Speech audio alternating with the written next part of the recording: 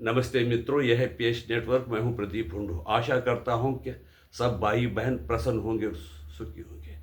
आज मैं एक गंभीर विषय के बारे में बात करना चाहता हूं, जो कि देश की सुरक्षा से संबंधित है।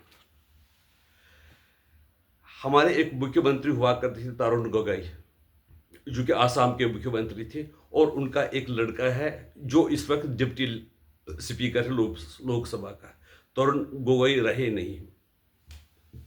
बताते हैं कि वो नाम से हिंदू थे, लेकिन वो बेसिकली क्रिप्टो क्रिश्चियन थे, और उनका बेटा जो गौरव गोगोई है वो भी शायद क्रिप्टो क्रिश्चियन ही है।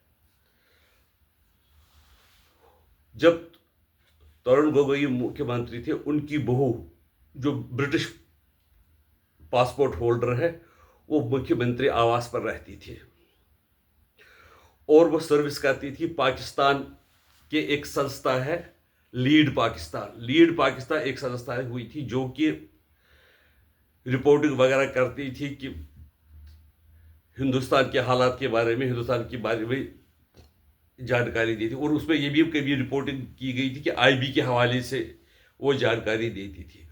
उस लेडी को आईबी की जानकारी कौन देता था, और अगर उसके साथ एक बार वो गई तो बाय एयर क्यों नहीं गई, वो बाय फुट क्यों जाती थी? 9 बार वो गई है, कई बार वो बाय फुट गई है अटारी बॉर्डर क्रॉस करके, और वहां से वाघा बॉर्डर क्रॉस करके इंडियन टेरिटरी में ऑन फुट ही चली आई। ये दस्तावेज दर्ज है।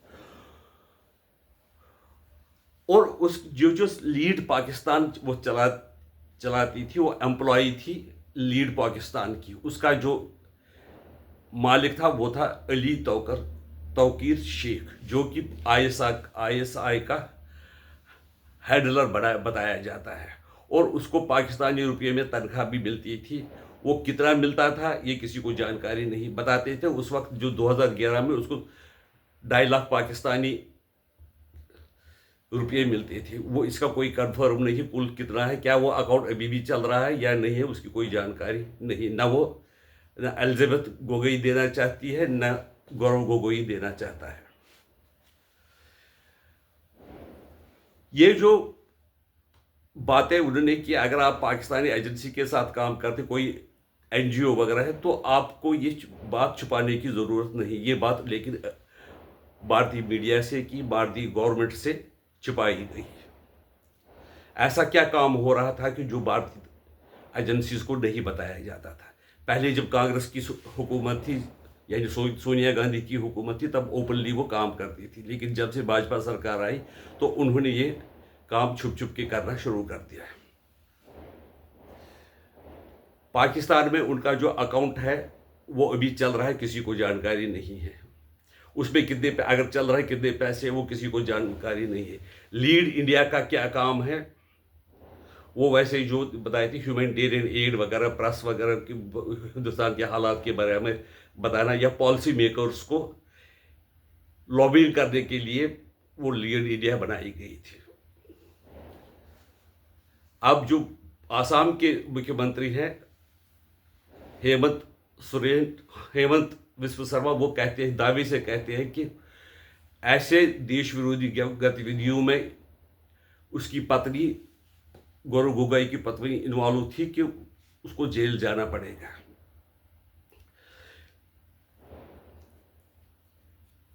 ये जो खुद भी गौरव गोगोई, ये भी खुद 1 बार या 2 बार पाकिस्तान चला गया। पाकिस्तान में वो कहाँ रुका किसी को जानकारी नहीं, किससे मिला, लेकिन उसने बयान दिया था कि मैं तक्षशिला यूनिवर्सिटी देखने गया था, जो हमारी संस्कृति की बेस है। लेकिन बाकी दिन किसके साथ रहा, क्या किया, उसकी कोई जानकारी हमें मुहैया नहीं की गई, भारत को मुहैया नहीं की गई। और उसका एक बार वीज़ा, जो पाकिस्तान का वीज़ा, वो एक्सपायर भी हो गया था, लेकिन फिर भी उसको पाकिस्तान में रहने दिया गया, और इंडिया ने भी कोई ऑब्जेक्शन नहीं किया, क्योंकि उस वक्त ये 2010, 2011, 2012-13 की कहानी है। और उसकी एक भाभी है एलिजाबेथ गोगोई की, वो है इटालियन नागरिक, वो करती है काम। एक एनजीओ उन्होंने चलाया है, कैरिटास इंडिया। कैरिटास इंडिया है कि पिछड़े इलाकों में लोगों की भलाई के लिए काम करना है, आदिवासियों में काम करना है।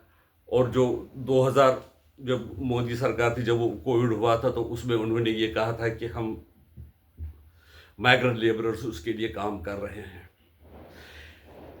कैरिटास इंडिया भी अभी ये चार्जेस है कि वो इलीगल तरीके से भारत में कन्वर्शन करवाते हैं। अब छोड़िए वो उसकी बाबी थी, उसके लिए अलग से भी इशू है। इस वक्त इशू है एलिजाबेथ गोगोई का और गौरव गोगोई का, जिसके बारे में कई तथ्य सामने आए हुए हैं जिनका जवाब वो दे नहीं पा रहे हैं। यानी पाकिस्तान से वो किससे मिले, क्यों मिले,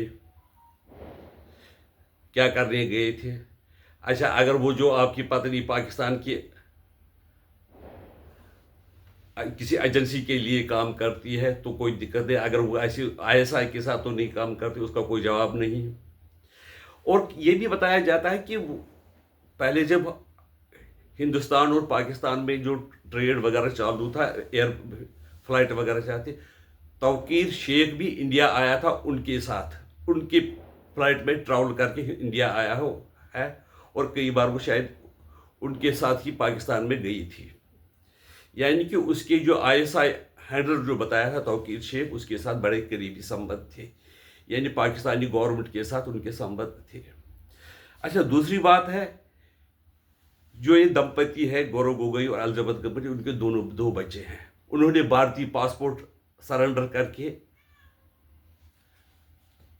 ब्रिटिश पासपोर्ट एक्सेप्ट किया, यानी कि वो ब्रिटेन के नागरिक बन गए हैं।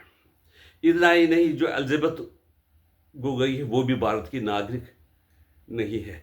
ऐसी स्थिति में जो लेडी जो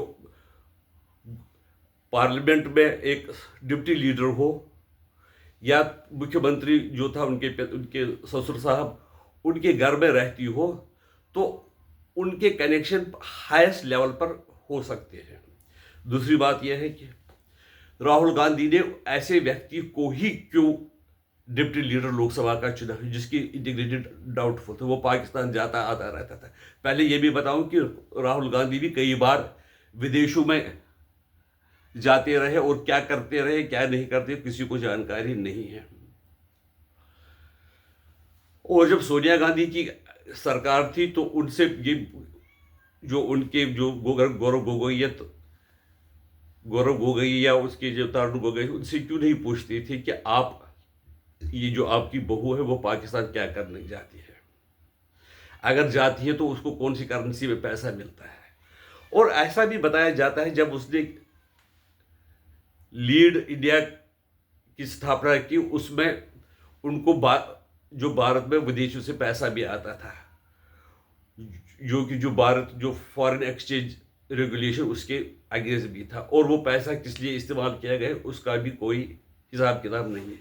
अब हमें ये अफवाह चली है कि वो ये जो गौरव गोगोई है या उसकी पत्नी है, वो देश विरोधी काम में इन्वॉल्व थे। अगर ये सच्चाई है तो ये बड़ा गंभीर विषय है, और उसमें गहराई से जांच की आवश्यकता है। और वो ऐसे अगर तो उसको, अगर ऐसा एसआईटी की कोई ऐसी रिपोर्ट आती है, एसआईटी की रिपोर्ट अभी पब्लिक नहीं की गई, उसको केंद्र सरकार के पास भेजा गया है, अगर वो रिपोर्ट पब्लिक की जाए और हालात देखे जाए तो उस पर सख्त से सख्त कार्रवाई की जानी चाहिए, ताकि ये पता चले कि हमारे कॉरिडोर्स में पावर कौन से मोल है,